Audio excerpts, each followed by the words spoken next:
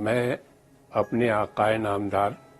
حضرت محمد رسول اللہ صلی اللہ علیہ وسلم کی دنیا میں تشریف آوری کے موقع پر یعنی ان کی ولادت کے سلسلے میں تمام دنیا کے مسلمانوں کو ہی نہیں بلکہ پورے عالم کے لوگوں کو مبارکباد پیش کرتا ہوں کہ وہ ہمارے بیچ اللہ تعالیٰ نے ان کو رحمت للعالمین بنا کر بھیجا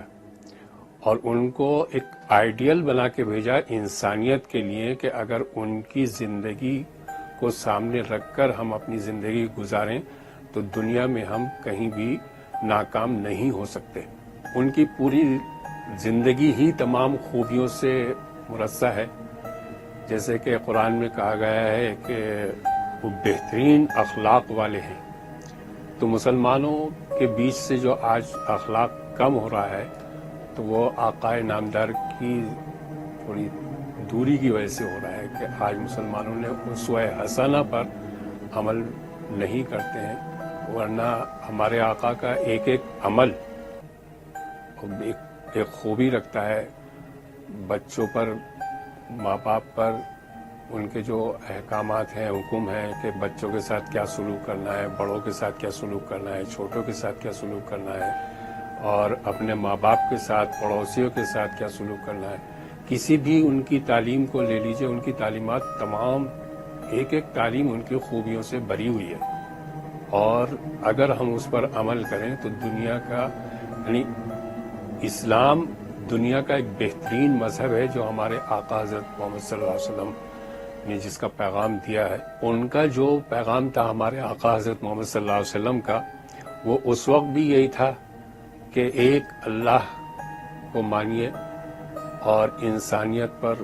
چلیے۔ اخلاقیات کی انہوں نے تعلیم دی، بعثت لأتم مکارم الاخلاق فرمایا انہوں نے کہ میں آپ لوگوں کو اخلاق سکھانے کے لیے دنیا میں بھیجا گیا ہوں۔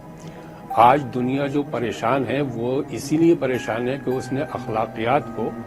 سماجیات کو چھوڑ دیا ہے۔ ایک دوسرے سے محبت کرنا، ایک دوسرے کے ساتھ حسن سلوک کرنا، یہ تمام ہی قوموں سے اور مسلمانوں سے بالخصوص نکلتا جا رہا ہے، جبکہ ہماری حضور اکرم صلی اللہ علیہ وسلم کی تعلیمات تو یہ تھی کہ اگر آپ کا پڑوسی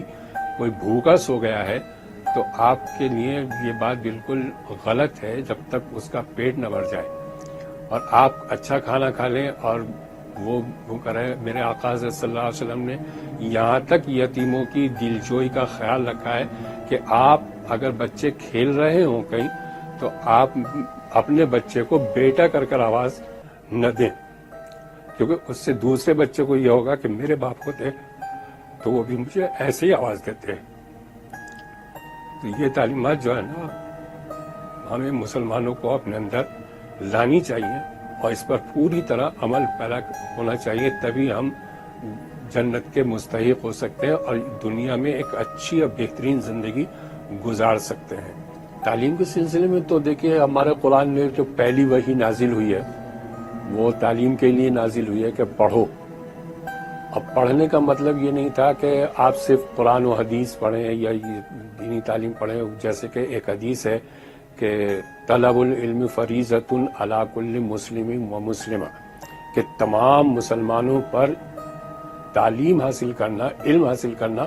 فرض ہے، وہ چاہے مرد ہو یا عورت۔ اب اس میں تعلیم کا لفظ آیا ہے، اس میں قرآن اور احادیث کا ذکر نہیں ہے۔ اور ایک اور حدیث کا مفہوم ہے کہ آپ علم حاصل کرو چاہے تمہیں چین جانا پڑے، تو چین میں اس وقت قرآن یا حدیث تو نہیں پڑھایا جا رہا تھا۔ دوسرے جنگ بدر کے بعد جب حضور اکرم صلی اللہ علیہ وسلم نے صحابہ کرام کو تعلیم کی طرف راغب کیا اور ان کو یہ کیا تو یہ پوچھا کہ ان لوگوں جو ہمارے ہاں وہ گرفتار ہو کر آئے ہیں ان سے یہ پوچھو کہ کون سی زبان جانتا ہے، وہ ہمارے 10 صحابہ کو وہ اپنی زبان سکھا دے تو ہم اس کو رہا کر دیں گے۔ تو یہ کتنا بڑا تعلیم کا ایک مشن ہے، اور تعلیم سے تو پورا اسلام جو ہے نا وہ تعلیم پر بیس کرتا ہے۔ اگر آپ تعلیم یافتہ نہیں ہیں تو آپ نہ حضور اکرم صلی اللہ علیہ وسلم کو پہچان پائیں گے، نہ